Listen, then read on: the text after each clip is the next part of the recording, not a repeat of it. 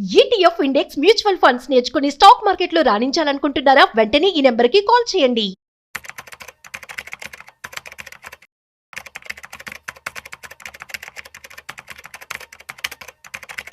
Hi viewers, India's largest digital media network Suman టీవీకి స్వాగతం. ప్రస్తుతం మనతో ఉన్నారు చార్టెడ్ వెల్త్ మేనేజర్ రమా రాజేష్. రమా, ఇప్పుడు మాత్రం ప్రతి ఒక్కరికి పిల్లల్ని చదివించాలి అంటే నిజంగా ఆస్తులు నమ్ముకోవాల్సిన పరిస్థితి ఉందన్నమాట. అంటే ఎంత డబ్బు ఉన్నా కూడా వీళ్ళకు చదివించడానికి సరిపోవటం లేదు. కరెక్ట్. నేను రీసెంట్ గా మొన్న మీ స్టేటస్ చూసాను.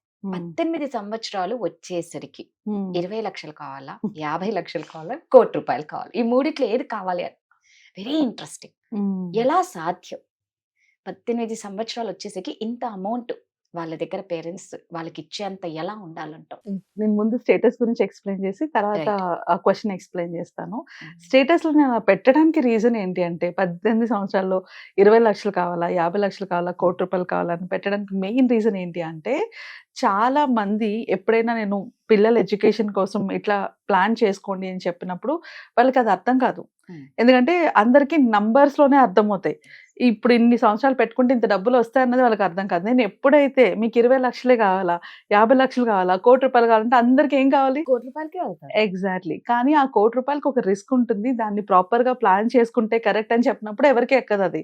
సో అందుకని నేను స్టేటస్ లో అట్లా పెట్టినప్పుడు వాళ్ళకి అర్థం అవుతుంది.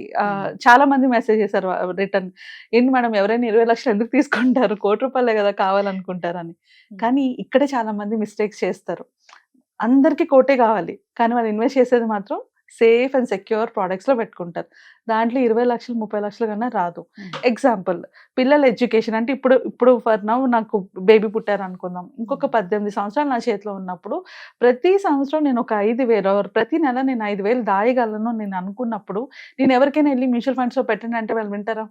అమ్మో రిస్క్ ఎక్కువ, లేకపోతే దాంట్లోని రిటర్న్స్ అంటే నా డబ్బులు ఏమైపోతాయో అన్న భయంతో వాళ్ళు ఏం చేస్తారు, ఆ అమౌంట్ తీసుకెళ్ళి ఎఫ్డీలోనో లేకపోతే ఏమైనా స్కీమ్స్ లోనో పెట్టుకుంటారు. ఎగ్జాంపుల్, ఎఫ్డీలో పెడితే ఇదే అమౌంట్ ఎవ్రీ మంత్ ₹5,000 ఎఫ్డీలో పెడితే వాళ్ళకి 18 ఏళ్ళ తర్వాత 20 లక్షలు మాత్రమే వస్తుంది. ఈ 20 లక్షలతోని ఎడ్యుకేషన్ కాదు కదా, 1 ఇయర్ కాలేజ్ ఫీజు కూడా రాదు అప్పుడు, ఒక 18 ఇయర్స్ తర్వాత. నెక్స్ట్ వాళ్ళందరూ చేసే ఇంకో మిస్టేక్ ఏంటంటే సుకన్య సమృద్ధి సేవింగ్ స్కీమ్. ఇది చాలా మంది చాలా మంచి ఇన్వెస్ట్మెంట్ ఆప్షన్ అనుకొని పెడతారు. యాజ్ అన్ అడ్వైజర్ నేను కూడా పెట్టమని చెప్తాను, కానీ ఎడ్యుకేషన్ కోసం అది రైట్ ఆప్షన్ కాదు. అది ఎందుకు కాదు ఇంకో వీడియోలో డీటెయిల్డ్ గా నేను ఎక్స్ప్లెయిన్ చేశాను, అది ఒకసారి చూడండి. బట్ అది ఎడ్యుకేషన్ కోసం సుకన్య సమృద్ధిలో పెడితే వాళ్ళకి 50 లక్షల దాకా వస్తుంది. బట్ అది కూడా సరిపోదు కదా. ఒక 15-18 ఇయర్స్ తర్వాత, ఇప్పుడు ఎలా అయితే నేను మ్యూచువల్ ఫండ్స్ చెప్తే అందరూ ఇన్ఫ్లేషన్ అంటారో, ఎడ్యుకేషన్ ఇన్ఫ్లేషన్ 10% ఉంది. 10% ఎడ్యుకేషన్ ఇన్ఫ్లేషన్ ఉన్నప్పుడు మీరు ఇప్పుడు పెడుతున్న ఈ నెలకి 5,000, ఒక 18 ఏళ్ళ తర్వాత 50 లక్షలు వస్తే అప్పుడు కాలేజ్ ఫీజులు కూడా సరిపోదు. అండ్ నెక్స్ట్ బెస్ట్ ఆప్షన్, ఆ ఇన్ఫ్లేషన్ ని బీట్ చేయగలిగేది మ్యూచువల్ ఫండ్స్. అందులో పెట్టుకుంటే మీకు నియర్లీ ఒక 70 to 80 lakhs దాకైనా వస్తుంది. సో నేను అది అంటే 12% అయితే, అదే మీకు 15% అయితే మీకు ఇంకా ఎక్కువే వస్తుంది. సో నేను ఎందుకు చెప్పానంటే ఈ పాయింట్లోని, ఎప్పుడైనా మనీ రిలేటెడ్గా మాట్లాడితేనే అర్థమవుతుంది, టోటల్ అమౌంట్ నేను ఎక్స్ప్లెయిన్ చేస్తేనే అర్థమవుతుంది. కాబట్టి నేను స్టేటస్లో అలా పెట్టాను. సో చిల్డ్రన్ ఎడ్యుకేషన్కి వచ్చేటప్పటికి చాలా మంది చేసే మిస్టేక్స్ ఇవే. అంటే ఇక్కడ 2 మేజర్ మిస్టేక్స్ చేస్తారు. ఫస్ట్, ఎంత ఇన్వెస్ట్ చేయాలో క్లారిటీ లేకపోవడం. అంటే నేను నెల ఒక 5,000 కట్టేస్తున్నాను కదా, అది సరిపోతుంది అనుకుంటారు. కానీ ఇప్పుడు మీరు కడుతున్న అమౌంట్ ఫ్యూచర్లో వాళ్ళ ఎడ్యుకేషన్కి సరిపోతుందా? ఇప్పుడు ఎడ్యుకేషన్కి సరిపోవచ్చు, అంటే ఇప్పుడు ఒక 15 ఏళ్ళ తర్వాత ఎంత అమౌంట్ ఉంటుందో మనకేం తెలుసు? తెలియనప్పుడు మనం ఏం చేస్తాము? ఇప్పుడు ఎంత అమౌంట్ ఉంది, ఇప్పుడు డిగ్రీ చదవాలంటే ఆర్ ఇప్పుడు డాక్టర్, ఫర్ ఎగ్జాంపుల్ ఇప్పుడు డాక్టర్ చదవాలంటే ఎంత ఉంది? తక్కువలో తక్కువ 4 yearsకి కలిపి 1 crore, 60 to 1 crore అవుతుంది డాక్టర్ కనుక పెయిడ్ సీట్ కనుక చదవాల్సి వస్తే. అదే ఫారెన్ వెళ్ళి చదువుకోవాలంటే ఎంత అవుతుంది? తక్కువలో తక్కువ 1 crore అవుతుంది. అది రైట్ నౌ కాస్ట్. ఈ కాస్ట్ ని మైండ్ లో పెట్టుకొని నెలకు 10,000 20,000 దాచుకుంటారు. కానీ ఇంకొక 15 ఏళ్ళ తర్వాత ఈ కాస్ట్ ఎంత ఉంటుంది అది ఎవరికి ఐడియా ఉండదు. దాని వల్లే ఇప్పుడు చాలా మంది మిస్టేక్స్ చేసి మా దగ్గరకు వచ్చేటప్పుడు as an advisor, children especially children planning లోనే చాలా మిస్టేక్స్ చేస్తారు. ఏంటంటే వాళ్ళకి ఎంత దాచుకోవాలో తెలియదు. అది తెలియకపోవడం వల్ల వాళ్ళు ఎంత దాయగలరో అంత దాస్తున్నారు, అంతేగాని ఇంకా ఎక్కువ దాయాల్సి ఉంటది అని ఆలోచించరు. సో ఇక్కడ లాట్ ఆఫ్ డిఫరెన్సెస్ ఉంటాయి అన్నమాట. అంటే వాళ్ళు దాచేది 20 లక్షలు ఉంటుంది, కానీ అది ఒక 1 yearకి సరిపోతుంది, 1 year ఎడ్యుకేషన్కి సరిపోతుంది. లేదా వాళ్ళు ఏం ఎక్స్పెక్ట్ చేస్తారు, మా పిల్లలు ఏమి పెద్ద ఫారెన్ వెళ్ళి చదువుకోరు, నార్మల్ గానే చదువుకుంటారు. కానీ పిల్లలు ఆ ఏజ్కి వచ్చేటప్పటికల్లా నేను ఇండియాలో చదవను, నేను యూకేలో చదువుకుంటాను, యుఎస్లో చదువుకుంటాను అంటారు. సో సడన్లీ వీళ్ళ అమౌంట్ డబుల్ అయిపోతుంది, వీళ్ళు దాచిన దానికి డబుల్ ట్రిపుల్ పెట్టుకోవాల్సి వస్తుంది. దిస్ ఈజ్ వేర్ మళ్ళీ అదే ఇది వరకట్లో అంటే డబ్బులు లేకపోవడం వల్ల అప్పులు చేసుకొని పిల్లల్ని చదివించుకోవాల్సి వచ్చింది. ఇప్పుడు డబ్బులున్నా కూడా అప్పులు చేసుకొని చదివించుకోవాల్సి వస్తుంది. మెయిన్ రీజన్ ఏంటి అంటే కరెక్ట్ అమౌంట్ ప్లానింగ్ లేకపోవడం, ఎస్టిమేషన్ ఎప్పుడు రాంగ్ చేసుకోవడం, తక్కువ ఎస్టిమేట్ చేసుకోవడం, దాయగలిగి ఉన్నా కూడా వాళ్ళు ఏమనుకుంటారు, ఇది సరిపోతుంది అనుకుంటారు. This is where lot of problems comes. Second problem ఏంటి అంటే రాంగ్ ఇన్వెస్ట్మెంట్ వెహికల్లో ఇన్వెస్ట్ చేయడం. అంటే నేను దాస్తున్నాను కానీ కరెక్ట్ ఇన్వెస్ట్మెంట్ దాంట్లో దాయట్లేదు. ఇప్పుడు నా గోల్ లాంగ్ టర్మ్, ఒక 18 ఏళ్ళకి నా గోల్ ఉంది, నా గోల్ లాంగ్ టర్మ్ అయినప్పుడు నా ఇన్వెస్ట్మెంట్ కూడా లాంగ్ టర్మ్ అవ్వాలి. సో నేను లాంగ్ టర్మ్ ఇన్వెస్ట్ చేసినప్పుడు నాకు రిటర్న్స్ కూడా ఎక్కువ రావాలి. ఇప్పుడు ఆ ఎల్ఐసి పాలసీ కానీ, లేకపోతే మనీ బ్యాక్ పాలసీలు కానీ, లేకపోతే ఎఫ్డీస్ కానీ, సుకన్య సమృద్ధి కానీ, ఈ లాంగ్ టర్మ్లో మీకు ఇచ్చే రిటర్న్స్ చాలా చాలా తక్కువ ఉంటాయి. పర్పస్ అంటే రిటర్న్స్ మీకు 7 నుంచి 8% ఉంటే ఎడ్యుకేషన్ ఇన్ఫ్లేషన్ 10% ఉంది, అంటే ఇంకో 2% తక్కువే వస్తుంది మీకు. సో అలాంటప్పుడు అప్పుడు ఎడ్యుకేషన్ పిల్లలకి మీరు ఎఫర్ట్ చేయగలుగుతారా? అది ఇప్పుడు మనకు తెలీదు. సో అందుకే ఎవరికి ప్రాబ్లం అనిపించదు. ఇప్పుడు నేను ఇన్వెస్ట్ చేస్తున్నాను, నాకు ఎక్కువ అమౌంటే కనబడుతుంది, ఫ్యూచర్లో అది ఎంత వస్తుందో నాకు ఇప్పుడు తెలియదు కాబట్టి నేను దాన్ని ఏమనుకుంటాను, నేను దాస్తున్నాను, అన్ని బాగానే ఉన్నాయి అనుకుంటాను. ఆ సిచ్యువేషన్లోకి వచ్చిన వాళ్ళకి ఆ ప్రాబ్లం తెలుస్తుంది.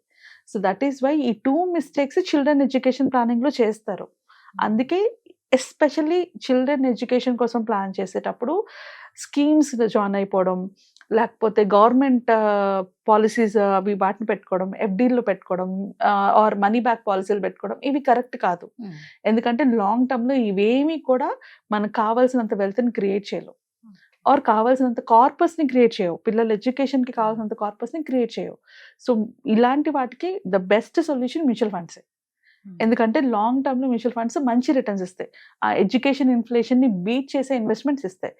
ఇంకా సెకండ్ పాయింట్, నేను ఎంత ఇన్వెస్ట్ చేసుకోవాలి అన్న క్లారిటీ మీకు లేనప్పుడు ఒక అడ్వైజర్ దగ్గరికి వెళ్ళాలి కంపల్సరీగా. సో వాళ్ళు ఈ పిల్లలకి ఇంత అవుతుంది, ఇది ఇంత అవుతుంది అని చెప్తారు. అండ్ అది మీకు ఎక్కువ అనిపించినా కూడా they will still create a plan. ఇప్పుడు ఒక క్లయింట్ వచ్చారు, 2 పిల్లలు ఉన్నారు, 2 పిల్లలకి హయ్యర్ ఎడ్యుకేషన్ కోసం మేము ప్లాన్ చేసినప్పుడు ఆల్మోస్ట్ ఒక్కొక్క పాపకి, 2 పాపలకి ఒక్కొక్క పాపకి ₹1,00,00,000 అన్నట్టుగా ప్లాన్ చేసుకున్నాం. That is what we prepare. So ఈ రోజు ₹1,00,00,000 వాల్యూ ఫ్యూచర్కి వచ్చేటప్పటికి, అంటే ఆ 18 yearsకి వచ్చేటప్పటికి 3 crores అవుతుంది. సో అంత అమౌంట్ మనం దాయాలి అంటే ఇప్పుడు ఎంత దాయాలి, ఇప్పటి నుంచి అప్పటి వరకు దాయాలి కదా. సో ఒక్కొక్క అమ్మాయికి he needs to save around 25,000 దాచుకుంటూ రావాల్సి వస్తుంది. సో అంత అమౌంట్ దాస్తే ఇప్పుడు ఎలా గెట్ ఆన్ అవుతాను madam, this is a point. So అక్కడ వీ సజెస్ట్ నెక్స్ట్ ఐడియాస్. ఇంత అమౌంట్ ఒకేసారి మీరు దాయలేరు, అప్పుడు మీరు స్టెప్ అప్ చేసుకోండి. అంటే ఇప్పుడు ఎంత దాయగలరో దాన్ని స్టెప్ అప్ ఎస్ఐపి చేసుకోవచ్చు, మధ్యలో బోనస్లు వస్తాయి, అలాంటివి వచ్చినప్పుడు వాటిని యాడ్ చేసుకోండి. ఇలా ప్లానింగ్ ఉంటుంది. ప్లానింగ్ ఒకేసారి చేసి ఒకేసారి మనం ఎండ్ చేయలేం. Planning is a continuous process. ఆ ప్రాసెస్ ఒక అడ్వైజర్ తోడున్నప్పుడు ఈజీ అవుతుంది. అండ్ యాజ్ అన్ అడ్వైజర్ వాళ్ళు ఏం చేస్తారు, మీ గోల్కి ఇంకా ఎంత బ్యాలెన్స్ ఉంది రీచ్ అవ్వడానికి, దాన్ని ఎలా ప్లాన్ చేసుకోవాలని గైడెన్స్ ఇస్తారు. So this is what is more important in children education ప్లానింగ్లో. చిల్డ్రన్ ఎడ్యుకేషన్ ప్లానింగ్లో చాలా చాలా ఇంపార్టెంట్ పాయింట్స్ ఏంటి అంటే ఎంత అమౌంట్ కావాలి అన్న క్లారిటీ కావడం, అండ్ అది రీచ్ అవ్వడానికి ఒక ప్రాపర్ సిస్టమ్ని క్రియేట్ చేయడం. ప్లాన్ వన్ టైమే, but we have to create a system. ఇప్పుడు ఫైనాన్షియల్ ప్లానింగ్లోని నేను ప్లాన్ చేసి ఒకసారి ఇచ్చేస్తే అది మీరు ఫాలో అవ్వలేరు కదా. మధ్యలోని కొన్నిసార్లు డబ్బులు తక్కువ రావచ్చు, ఎక్కువ రావచ్చు, సమ్ టైమ్స్ ఆ ఫండ్ కరెక్ట్ కావచ్చు, కాకపోవచ్చు. ఇది ఒక సిస్టమ్. అంటే ఎవ్రీ ఇయర్ దాన్ని రివ్యూ చేసుకుంటూ నేను ఆ గోల్కి రీచ్ అవుతున్నానా లేదా అని ప్లాన్ చేసుకోవడం. సో ఇలాంటి దగ్గరే ఒక అడ్వైజర్ హెల్ప్ కంపల్సరీగా ఉంటుంది. అది ఎప్పుడు మేము చెప్పేది అంటే మోస్ట్ ఇంపార్టెంట్ గోల్స్ ఏవైతే లైఫ్లో ఉంటాయో వాటిని స్టాక్ మార్కెట్ ట్రేడింగ్ ద్వారా కానీ, లేకపోతే ఎఫ్డీస్ ద్వారా కానీ, గోల్డ్ కానీ, రియల్ ఎస్టేట్ కానీ తీర్చలేవు. లాంగ్ టర్మ్కి మనం తీర్చుకోవాలనుకుంటే ఎస్పెషల్లీ ఇలాంటి గోల్స్కి డైనమిక్గా ఉంటాయి. అంటే ఇది కరెక్ట్గా ఇంత అని మనం చెప్పలేం.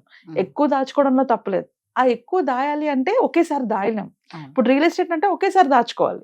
ఇలా ఒకేసారి దాయలేనప్పుడు mutual fund is the right option. అప్పుడు మనం ఎంత దాయగలమో అక్కడి నుంచి స్టార్ట్ చేసుకుంటూ పెంచుకుంటూ మధ్యలో ఏమైనా ఎక్స్ట్రా అమౌంట్ వస్తే దాన్ని యాడ్ చేసుకుంటూ వెళ్తాం. సో దట్ ఈస్ వై ఎప్పుడైనా కూడా ఇలాంటి గోల్స్ ఏవైతే ఉంటాయో వాటికి మ్యూచువల్ ఫండ్స్ ఇంపార్టెంట్ అని సజెస్ట్ చేస్తుంటాం as an advisor. And that is అది అర్థం కావాలి అంటే numbers లోనే చూపించాలి. అదే అసలు ఆ నెంబర్ చూసే నేను కూడా బాగా అట్రాక్ట్ అయ్యాను. రైట్. సో నిజంగా ఏంటంటే మనకు డబ్బు ఉన్నా కూడా ఇందాక మీరు అన్నట్టు అప్పు చేయడం ఎక్కువ అయిపోయింది. ఎగ్జాక్ట్లీ. బికాస్ నిజంగా ఫైనాన్షియల్ ప్లానింగ్ తెలియకపోతే చాలా ఎన్ని విషయాలు మనం రిస్క్ తీసుకోవాల్సి ఉంటుంది. అది మెయిన్. కాబట్టి దయచేసి ఎవరికైనా సరే ఏదన్నా ఒక డౌట్ ఉన్నా, మీరు ఏదన్నా ఒక ఫైనాన్షియల్ మంచి ప్లానింగ్ చేసుకోవాలి అనుకున్న ఒక మంచి అడ్వైజర్ కావాలి. సో అది ఎవరైనా అప్రోచ్ అవ్వండి. రమ్మ కింద స్క్రోల్ అవుతుంది, తను చాలా చక్కగా అడ్వైస్ చేస్తారు. మీకు ఎటువంటి డౌట్స్ ఉన్నా కూడా తను చాలా చక్కగా చెప్తారు. కింద స్క్రోల్ అవుతున్న నెంబర్కి కాంటాక్ట్ అవ్వండి. థ్యాంక్ యూ రమ్మ. Thank you.